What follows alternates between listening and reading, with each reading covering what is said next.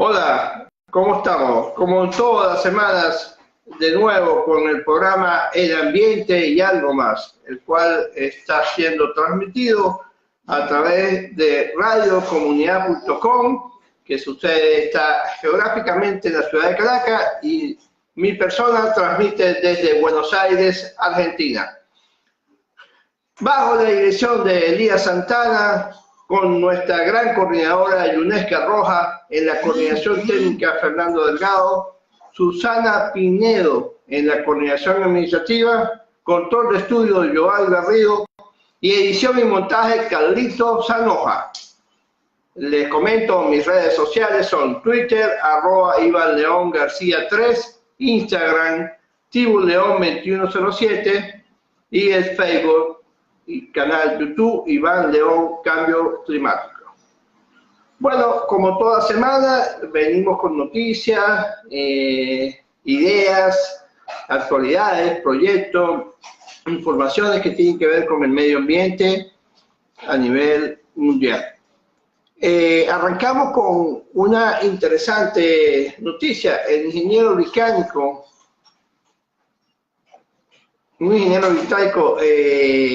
desarrolló una especie de producto basado en el reciclado de plástico, que al afinar lo convirtieron en un asfalto al 60% de resistencia. Por supuesto, mucho más económico que el asfalto común, pero lo interesante de todo esto es que ese nuevo asfalto le llamó la atención de muchos inversores, incluyendo al multimillonario Richard Branson, porque este uso de plástico, del reciclado, se está dando con bastante efectividad, ya que se han desarrollado pavimentaciones en calles y también se usa para la construcción de viviendas. Uno de los ejemplos más recientes provino de un trío de empresarios en el Reino Unido, en el cual desarrollaron esta alta calidad producida de la base del reciclado de plástico. Y lo más interesante de todo esto es que mucho más barata que el común, y por supuesto siendo producto del reciclaje o del residuo de los plásticos, es mucho más efectiva a nivel medioambiental. Bautizado como MR6, el producto tiene menos betún que el asfalto comercial.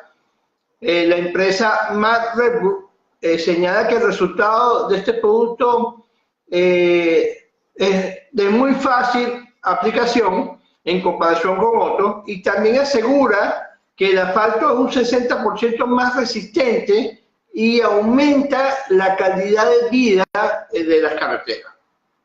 Presentado como un asfalto económico y de larga duración, se hace con el 100% de materiales reciclados. Interesante esta iniciativa. Es un proceso al cual ha sido muy beneficioso por varias razones. Una de ellas que ayuda a reducir el combustible de fósiles, la huella de carbono que tiene, pues obviamente es mucho más positiva, y la cantidad de basura que va al relleno sanitario pues se disminuye porque se utiliza para este proceso de asfaltado. Además, algo interesante, requiere menos inversión en el mantenimiento, lo cual es positivo, sobre todo para países de menos recursos. La idea vino del ingeniero Toby McCartney cuando estaba trabajando en el sur de la India. A su regreso al Reino Unido, se unió a otros colegas de él para crear esta mezcla de residuos de plástico, y la cual se agrega como material base para la producción de asfalto. De ahí surge el MR6. Este desarrollo solo necesitó 18 meses de prueba para tener los resultados que hoy día obtuvieron. totalmente positivo y efectivo para los asfaltados y algunas áreas de construcción de vivienda. Pues felicito a este tipo de iniciativas, son las iniciativas que debemos duplicar en todos los países del mundo para poder de esta manera continuar con nuestra vida del día a día, con nuestros beneficios, pero con menos efecto hacia el medio ambiente. Y siguiendo en la onda de búsqueda de soluciones al tema del medio ambiente que hemos producido nosotros, los seres humanos, pues les tengo aquí, les voy a hablar sobre un proyecto que desarrolló un joven de nombre Boyan Slack. Este es un proyecto que se pone a prueba en San Francisco, Estados Unidos, con una estructura flotante de aproximadamente 600 metros de largo. El nombre que le dieron a este proyecto es System 001, de la Fundación Limpieza de Océanos. La idea de este proyecto es tratar de acabar o disminuir a su menor grado la isla de basura que se encuentra entre California y Hawái. Este sábado 8 de septiembre se pone en marcha esta experiencia mundial de limpieza de residuos de plástico en mares y océanos.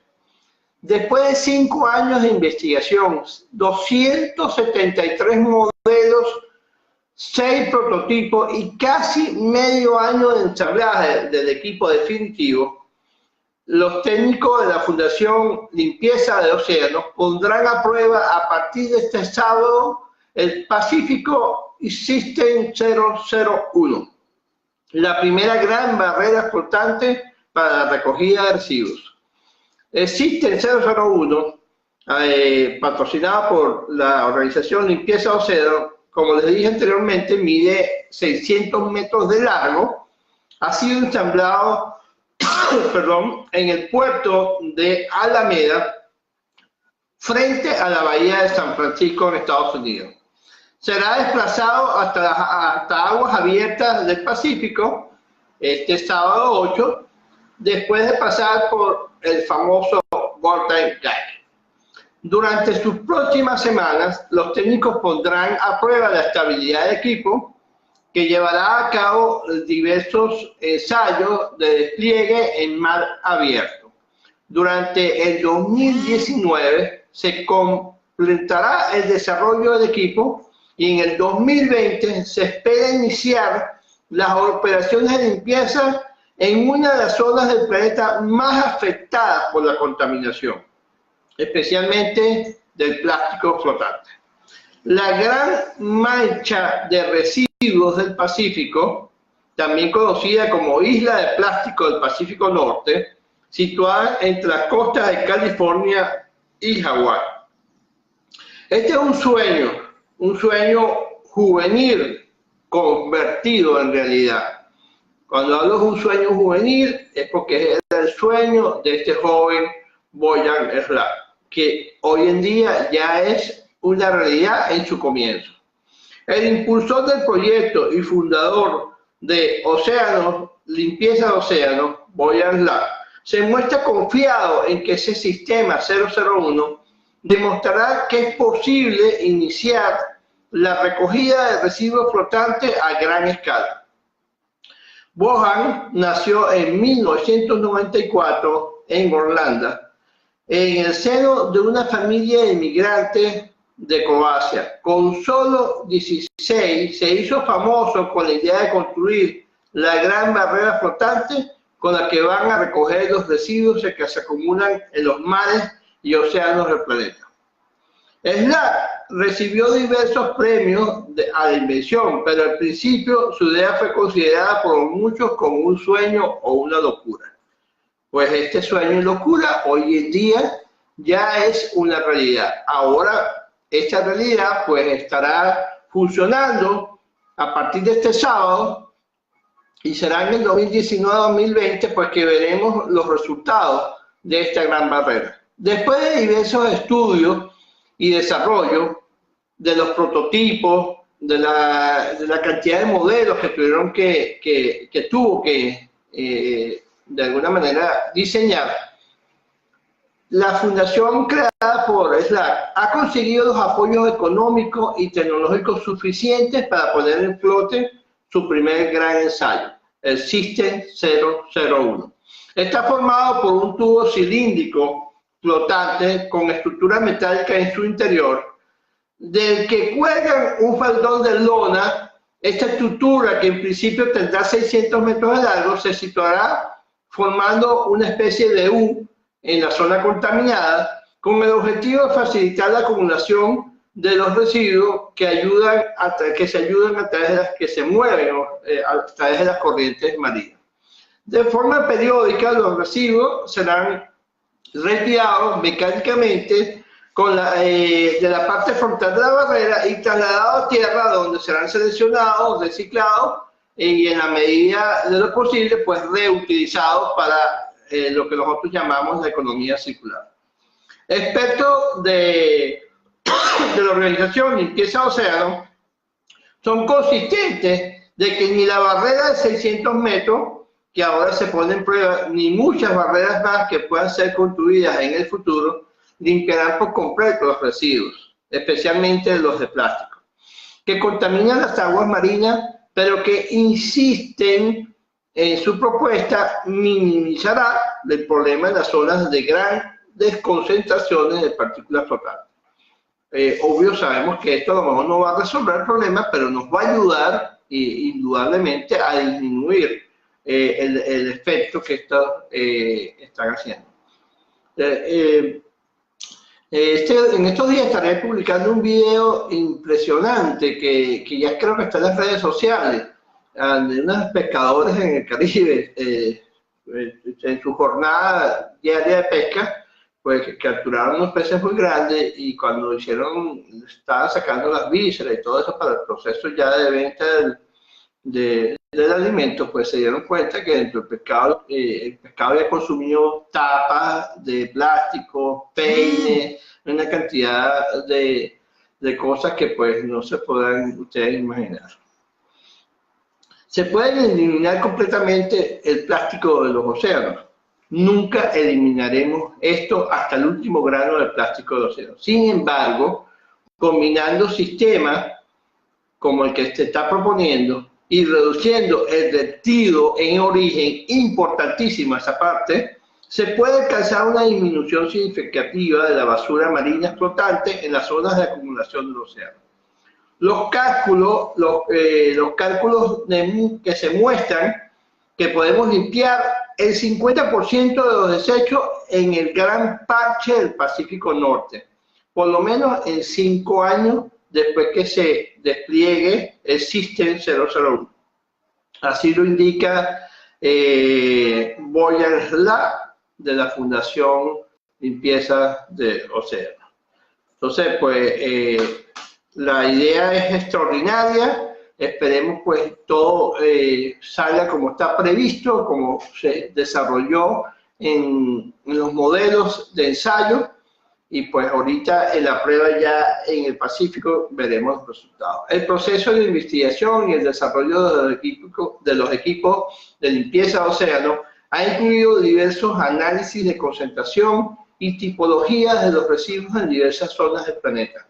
La construcción de prototipos que resistan las olas y corrientes marinas, la incorporación de sistemas de captación de energía solar para desplazar los equipos y diversos dispositivos con la recogida final, y en el reciclaje de los residuos que se recuperan del agua.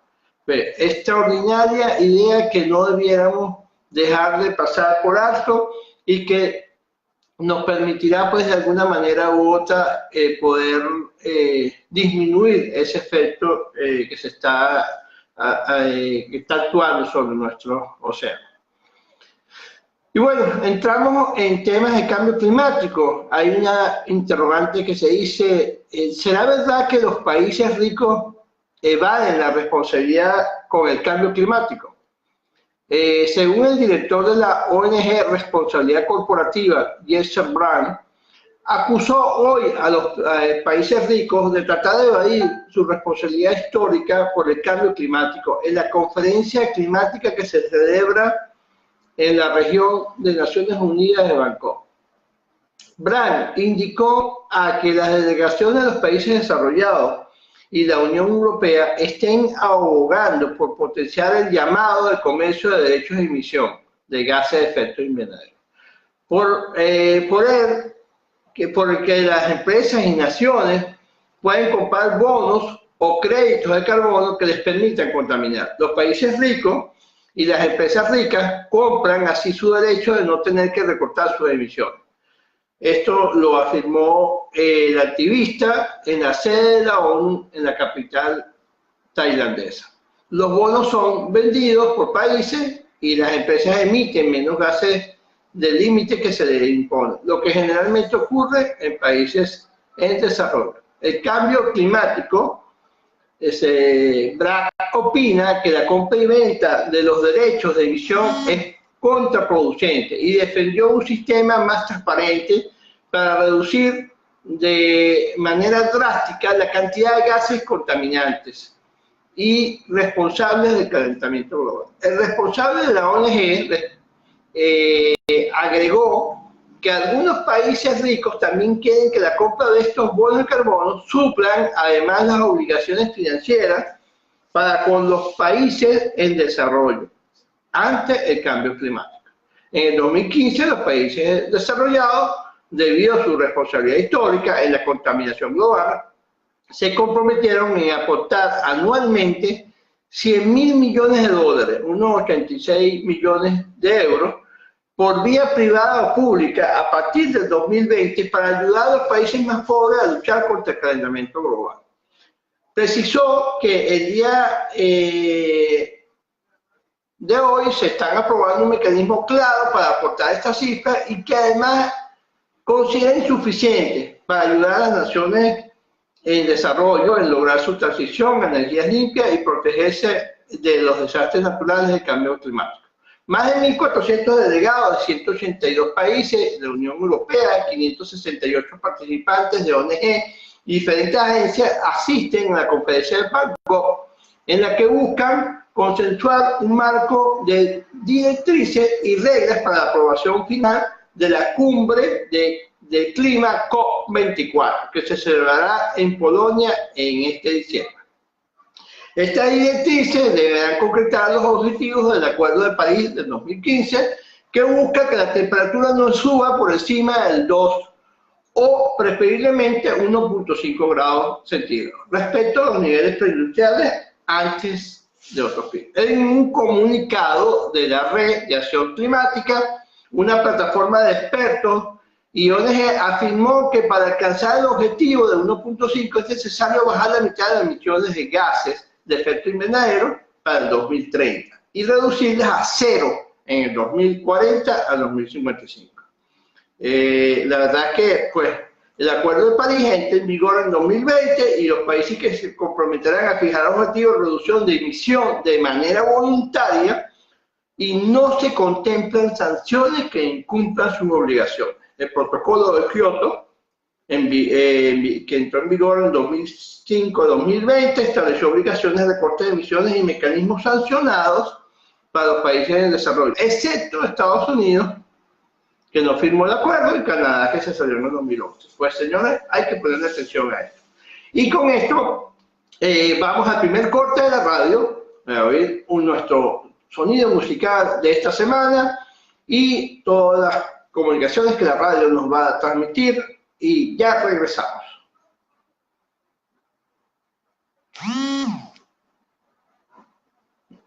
Cuéntame.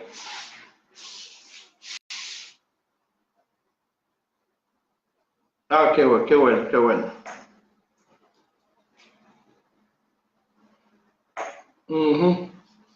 Ok, chévere. Ajá. Estamos ahorita en el corte de la radio, haciendo la comunicación.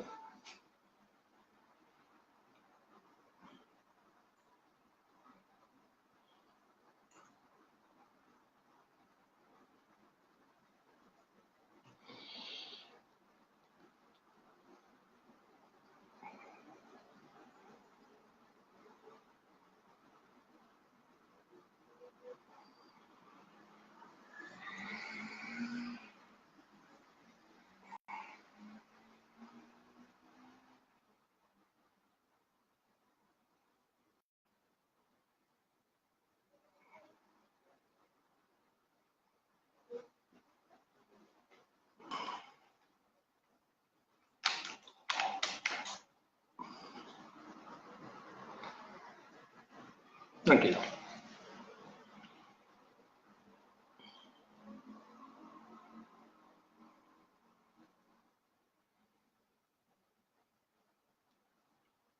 Ya dentro de poco continuamos, estamos ahorita haciendo el corte de la radio y ya vamos a comenzar de nuevo. 1, 2, 3. Bueno, de nuevo aquí con nuestro programa El Ambiente y algo más de esta semana.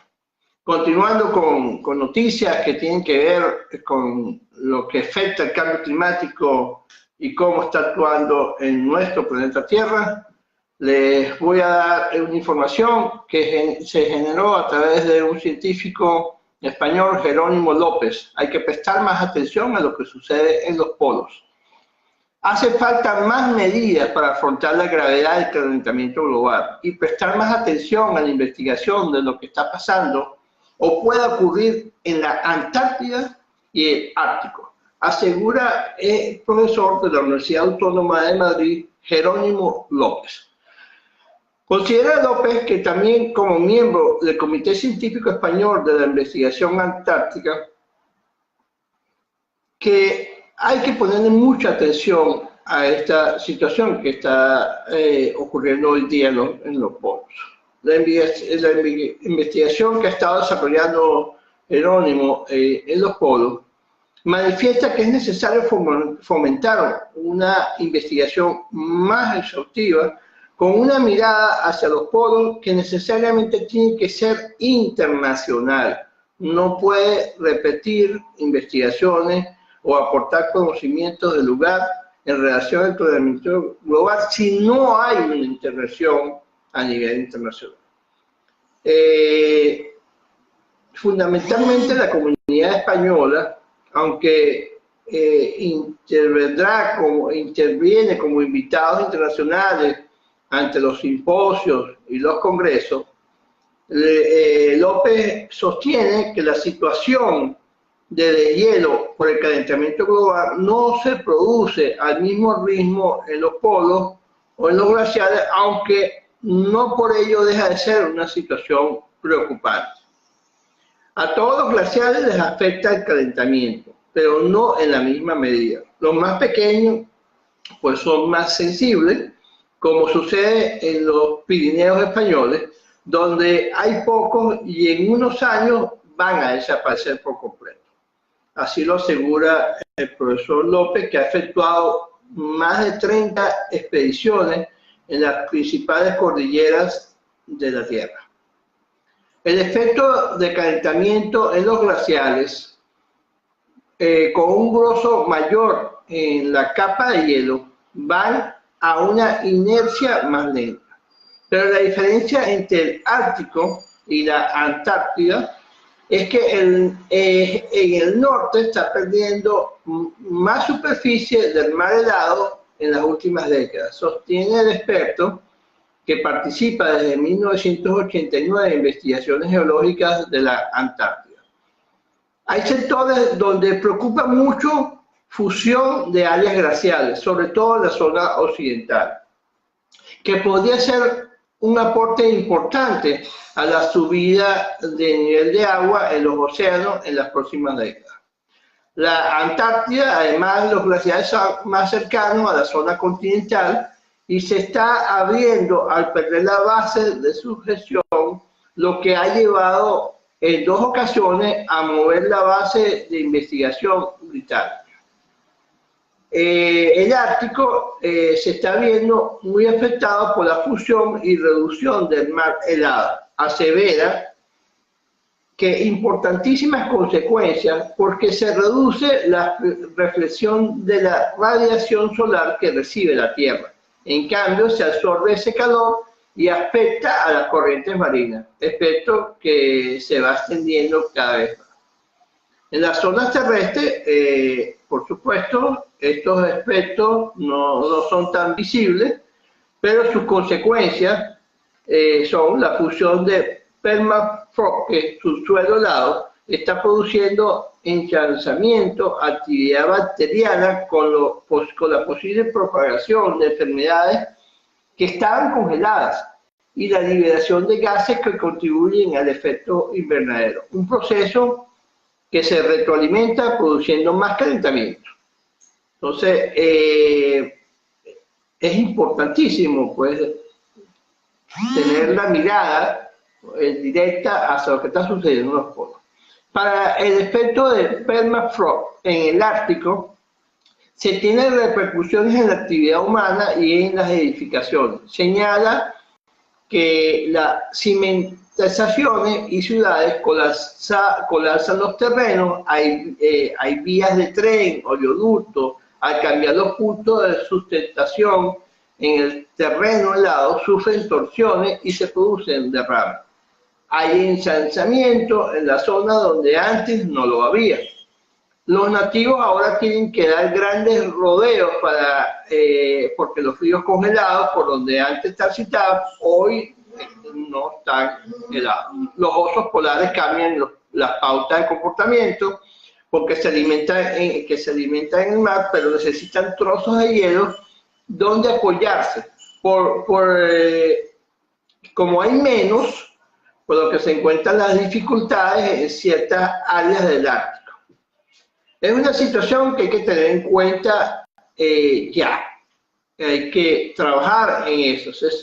Además, las previsiones de los informes de cada 7 años que presenta un panel intergubernamental de cambio climático se ven superadas hacia el calentamiento con respecto a las expectativas que estaban previstas.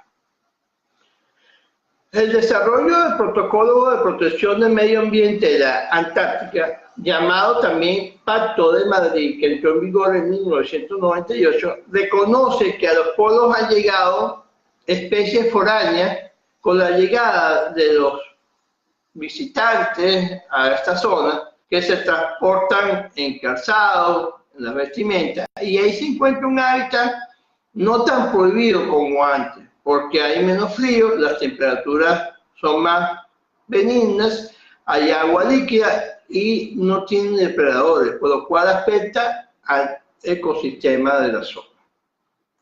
Entonces, para evitar la contaminación, hoy hay todo un protocolo para la vestimenta y el calzado de las personas que llegan a estas zonas continentales o de Australia. Si se trasladan de una zona de la Antártida a otra, al igual que el material que se utiliza en los científicos, es necesario limpiarlo bien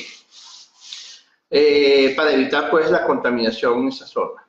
El protocolo de Madrid tiene el Comité de Protección Ambiental, que tiene reuniones anuales. A la vez que se reúnen los miembros del tratado, se elaboran muchas decisiones normativas destinadas a la protección de la Antártida, que son los anexos al protocolo. Los países se informan unos a otros de las actividades que se van desarrollando, los permisos que se dan, y el funcionamiento dentro de ese espíritu de cooperación internacional, lo cual la Antártida es un ejemplo extraordinario para lo que se debe hacer en esa zona. Debieran también darse más fondos para las investigaciones. Se considera necesario destinar fondos suficientes en estos lugares porque aporta conocimientos del propio sitio, pero también para las interconexiones en aspecto a lo que mejor se había valorado en escenarios anteriores. Decía el catedrático e investigador que incide en la necesidad de que España se preste más atención al financiamiento de la ciencia y la investigación en general, así como España, pues otros países también, que esté ajena a los vaivenes de los cambios de gobierno, que no sean las políticas, los problemas políticos los que determinen el incremento o no de esos fondos, porque de alguna manera u otra pues esto afecta las investigaciones y los desarrollos que se puedan estar haciendo en la investigación. Y bueno, con miras, yéndonos entonces ahora a nuestro continente americano, recientemente se desarrolló en Uruguay con miras de multiplicar la ambición climática de la región. Entre el 20 y 23 de agosto tuvo lugar la Semana de Clima, América Latina y el Caribe, en la cual se reunieron gobiernos, empresarios, sociedad civil, organismos multilaterales en la ciudad de Montevideo, en Uruguay. Culminó Montevideo con el compromiso de redoblar esfuerzos hacia la implementación del Acuerdo de París por parte de sus más de 500 participantes. Este evento formó parte de una serie de encuentros regionales que ya se realizaron este año en Kenia, África, y Singapur, Asia del Pacífico.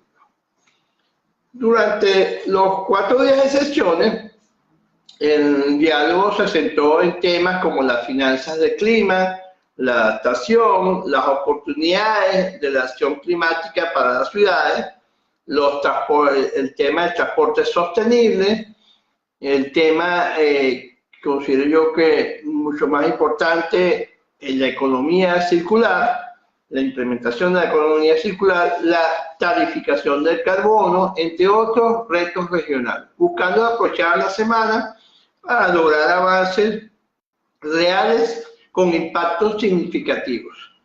La secretaria ejecutiva de la Convención Marco de las Naciones Unidas sobre el Cambio Climático, Patricia Espinosa, participó del encuentro junto con el ministro y paladín del clima, Fiji Inia, entre otros líderes y empresarios e inversionistas. Espinosa destacó que además de influir en los gobiernos que aumenten su nivel de ambición, necesitamos conocer las ideas y buenas prácticas y lecciones aprendidas de todos los sectores sociales, empresas, inversionistas, líderes regionales, locales y ciudadanos. Es decir, incluir más voces, como siempre lo he dicho. Todo esto debe de ser un engranaje entre todos los que convivimos en el planeta. También resaltó la necesidad inminente de que los países aumenten sus acciones climáticas a corto plazo antes del 2020. Representantes nacionales que asistieron a esta Semana del Clima expresaron su preocupación por el hecho de que no se están viendo los niveles de financiamiento climático anunciados en el 2015 y son necesarios para implementar con éxito el Acuerdo de París. Perdón. Sobre el cambio climático, especialmente al tener en cuenta que no encontramos la mitad del camino, ya estamos en la mitad del camino de 2020, más de la mitad del camino, plazo en que entraba en vigencia este acuerdo.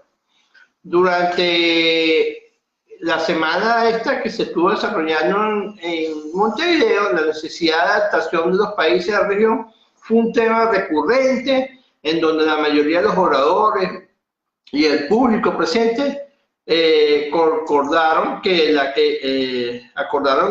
la adaptación del cambio climático representa un desafío incluso mayor al de la mitigación, porque se cuenta con menos recursos económicos internacionales y porque resulta más complejo su medición. En los paneles surgieron muchas inquietudes, cómo medir si no estamos adaptando, cómo medir la vulnerabilidad o la eficiencia de las medidas a implementar, entre otras cuestiones. Latinoamérica se compromete a redoblar los esfuerzos para cumplir el Acuerdo de París. Esta es una extraordinaria noticia que se desarrolló en esta actividad, pero debemos de ponerle mucha inquietud a esto. Y siguiendo en el tema de lo que está afectando el cambio climático en nuestro continente, los glaciares de Perú se extinguen. Perú, considerado el tercer país del mundo más vulnerable al cambio climático, ha perdido en 55 años el 61% de los 1.035 kilómetros cuadrados de glaciares que tenía 16 cordilleras nevadas. Derretidos por el calentamiento global, lo que provoca desbordes de lagunas y escasez de agua. Según una reciente investigación del Instituto Nacional de Investigaciones Glaciales y Ecosistemas de Montaña, los glaciares que coronan los Andes peruanos se encuentran en proceso de extinción, porque desde 1962 han perdido un promedio anual de 11.5 kilómetros cuadrados, 50 y pico de años, 55 años. No esperamos un panorama tan crítico, decía el presidente ejecutivo del Centro de Investigación, del Instituto Nacional de Investigaciones, Benjamín Morales, cuyo equipo trabaja por tener completo para finales de agosto un inventario de las 18 cordilleras nevadas del país, que componen el mayor sistema glacial de un país tropical. En caso más emblemático es el Pastorulli, a 5.200 metros de altitud en la Cordillera Blanca. Desde hace pocos años se celebran competiciones internacionales de esquí, pero ahora su glaciar languice y las visitas han tenido que restringirse para no acelerar su degradación. Esto es doloroso, pero es una realidad a la cual no podemos estar ciegos, pues el cambio climático afecta y está afectando a todo el planeta en general. Sin embargo, hay casos todavía peores, como los 15 kilómetros de glaciares que había en la cordillera volcánica de la sureña región de Arequipa, inexistente desde el año 2010. Los siguientes glaciares en desaparecer están en la cordillera de Chila, también en Arequipa, cuyas aguas son la naciente más lejana del río Amazonas y donde apenas quedan 200 metros cuadrados al haberse perdido el 99% de los cerca de 34 kilómetros cuadrados de hielo que había a mitad del siglo XX. Los glaciares situados en menor altura y con menor masa de hielo son los más afectados por el calentamiento global, mientras que aquellos de mayor altura y de mayor tamaño son de momento los más resistentes, como es el caso de Huascarán, la montaña más alta del Perú, 6.768 metros, y la cordillera de Huayhuas, que también está en ese promedio. Desastres por el deshielo. Bueno, en unos 20 años puede haber desaparecido la mayor parte de ellos, también el vertiginoso deshielo ha provocado que muchas lagunas que acumula el agua procedente de los glaciares están casi al límite de su capacidad, lo que implica un gran riesgo de desastre natural, eventuales desbordes en esas zonas. Pues esto es una noticia bastante dolorosa, pues se está desarrollando en nuestro continente, y es el caso de la laguna Palcacocha, situada a las alturas de la ciudad de Huaraz, capital de Ancash, cuyo posible desborde arrasaría el área habitada de 50.000 personas, como ya ocurrió en 1941 cuando una aluvión causó la caída de un enorme bloque de hielo y sus aguas dejó al menos 4.000 muertos. Ponerle atención a esta situación. En el Lascar se han construido algunos diques para evitar este tipo de desastres. En estas semanas una delegación de las autoridades de Nepal lo visitarán para conocer las experiencias peruanas de mitigación del cambio climático con los ecosistemas glaciares. Y ya con esto pues estamos llegando al final de nuestra edición de esta semana. No sin antes agradecer a radiocomunidad.com por permitirnos este enlace a través de su coordinador, de su dirección general, Elías Santana, con la coordinación de Yunesca Rojas, Fernando Delgado en la coordinación técnica, Susana Pideos, administración, Joel Garrido, control de estudio, y Carlitos Sanoja en edición y montaje. Nos vemos la próxima semana. Gracias.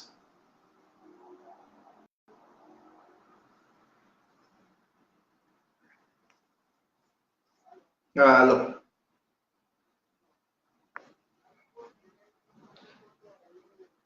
Sí, y me di cuenta que se metió otra vez el ruido, ¿viste? Sí, sí.